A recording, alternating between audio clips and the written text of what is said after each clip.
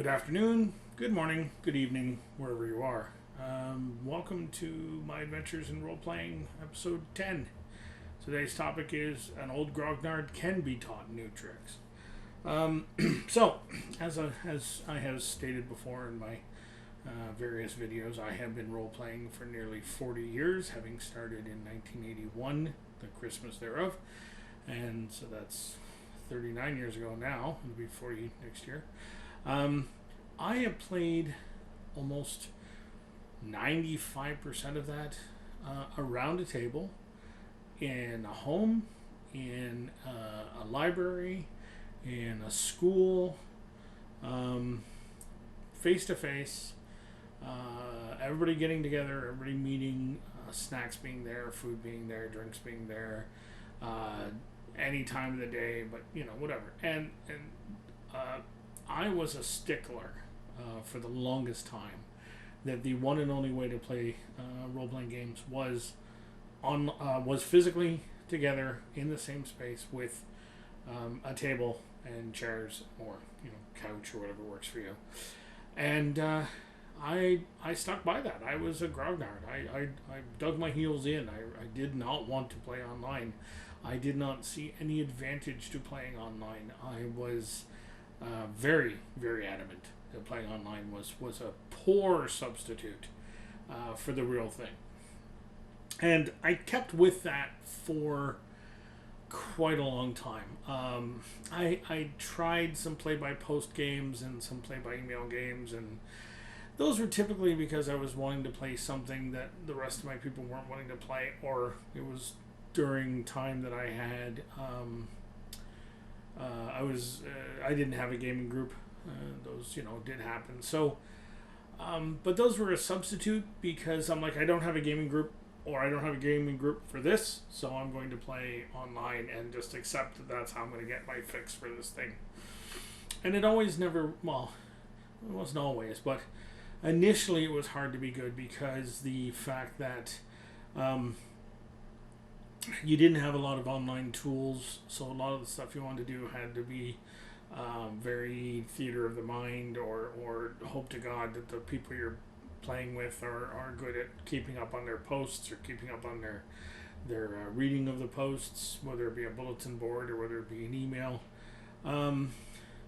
So it wasn't great initially, and then probably about 5 years ago, a friend of mine introduced me to early Roll20, and we were playing a D&D game there, and it did the job. It was passable. It was, again, the audio sucked because it was, not like today where you've got amazing tools for that. I don't even know if it was built in at that point. We might have been using Google Teams or Google Circles, or whatever the damn thing was called.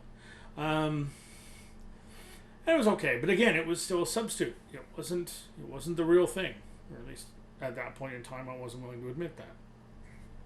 Now, a couple of years after that, I've got people that I've known for 30 years who I used to game with, and they're scattered around Ontario, and we're not physically together.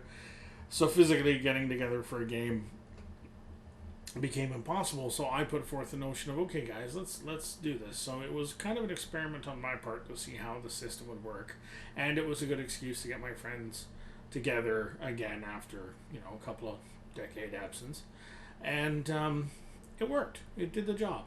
We got together, we played. We used Fantasy Grounds instead of Roll20 because it had the built-in character sheets.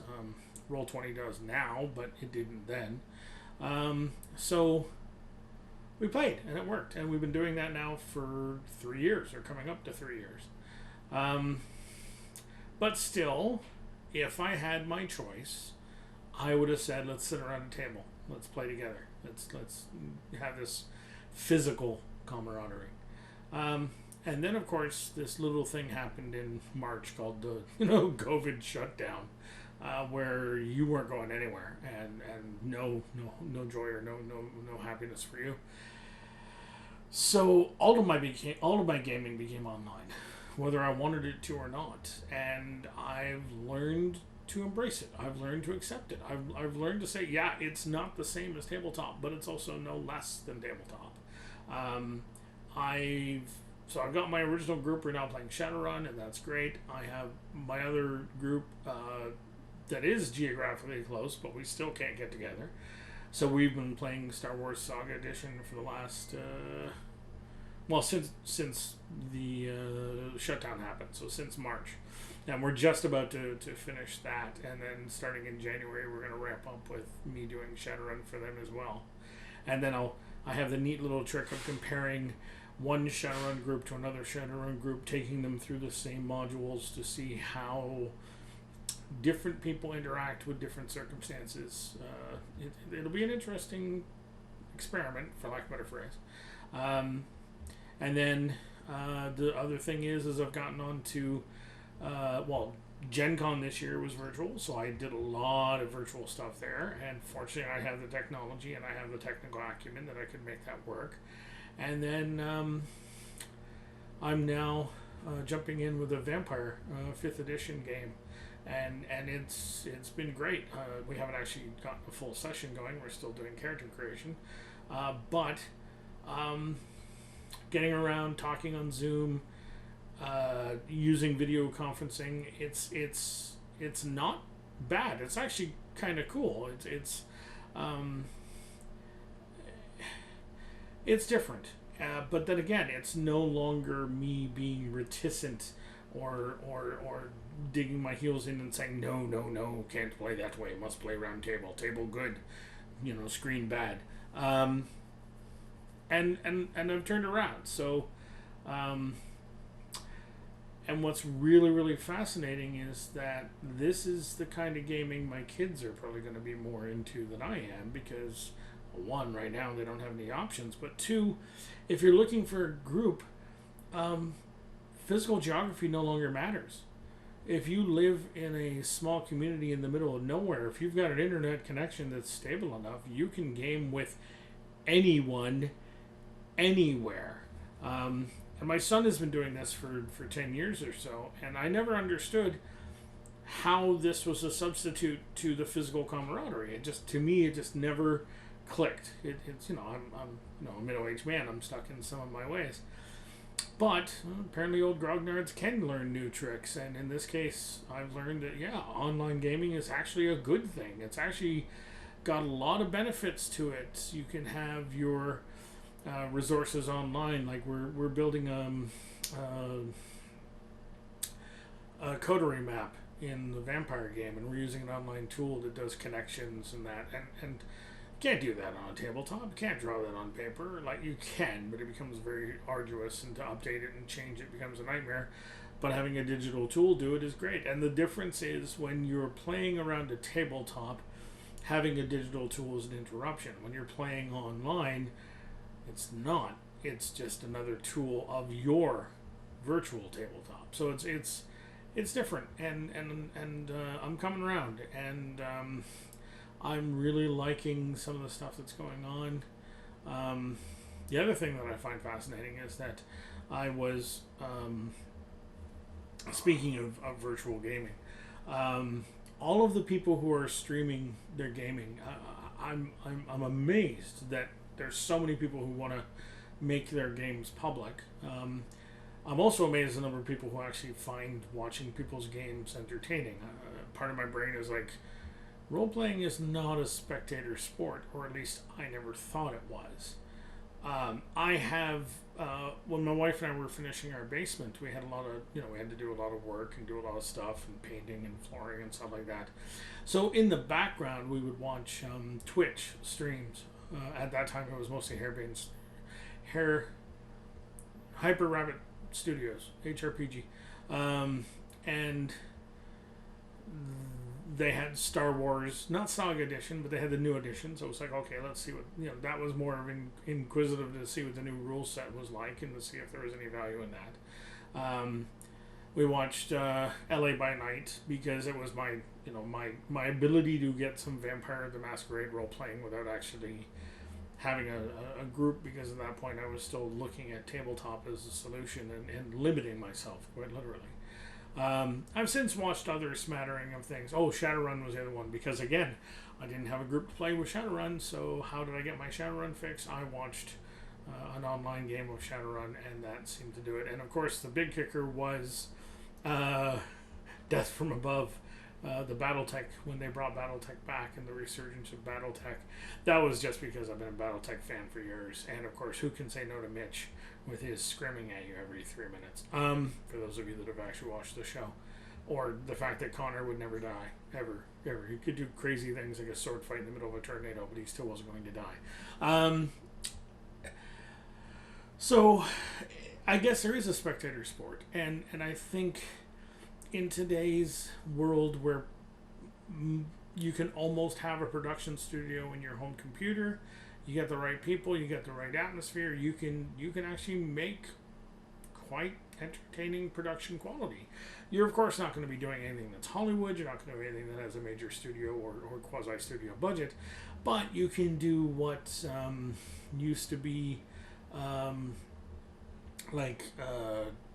public cable, or like your cable, like when I grew up, McLean Hunter up in Owen Sound used to have a studio, and that studio would be used to make small presentations, usually like book reviews or interviews with community members or stuff like that. But it was done in a small scale. Well, now you can do that using the internet and create stuff that could actually be quite interesting. And a lot of it comes down to the group, the storyteller you start with, the players you start with, and the audience that decides to pick it up. And it's insane, some of these things that have now, like I haven't watched any of the D&D ones. I just haven't. I'm a bit of a completist, so when something has like 75, 80, 90 episodes, I want to go back to the beginning and start over, and that puts me much behind the curve. So I've avoided those for now. But yeah, another trick I've learned is the fact that D&D can be a not only a spectator activity, but also a performance activity, not just for those around the table, but for others who just want to see people put together a good story with some interesting characters, and that's amazing. So it's like a weird digital revolution for role-playing games, and of course the fact that role-playing games are now no longer verboten and Satan's method of gaining people and all that lovely stuff that I grew up with in the 80s. Yay, satanic panic. So yeah, it's a change. It's an amazing change. It's a fascinating change. And I am embracing it. I'm stepping up and saying, okay, you know what? I can make this work. I go from being somebody who refused to play online. Yes, I was kind of forced to play online, kicking and screaming. But now it's like, okay, I get it. I'm in. And not only I am in, I'm going to be joining a vampire game that's going to be put up on YouTube and shown to the world. And there are going to be people who get to critique and advise on my role-playing style or lack thereof, and we'll go from there. And the only thing I hope is that we can avoid the Matt Mercer effect, where when you get a bunch of really good voice actors and an amazing storyteller and you put them together, you can get some incredible performance art. And some people think that's the way D&D always is, and it's not. That's how their D&D is. My D&D is different, and I've got 3 different groups of people, and I can tell you that there are 3 different D&D groups with 3 entirely different styles and modes and nuances, and that's what makes D&D so fascinating, is that you can play, as I'm going to do with these 2 Shadowrun guys, you can play the same exact story, but because you're playing with these people as opposed to these people, it's not even remotely the same story. The skeleton is the same, but the flesh and the clothes and the makeup that goes on it are entirely different. And the creature that you enter, the object you end up with at the end isn't entirely unique to those variables. So that's amazing, and that's, I guess, why people want to watch other people play, is to see how their story goes as opposed to my story kind of idea. Anyways, so again, if you want to tell me I'm an idiot or tell me I'm a genius or anywhere in between, feel free to get a hold of me at ratnef@gmail.com, and or comment in the video below, and I'll talk to you when I get around to another interesting topic. Thanks.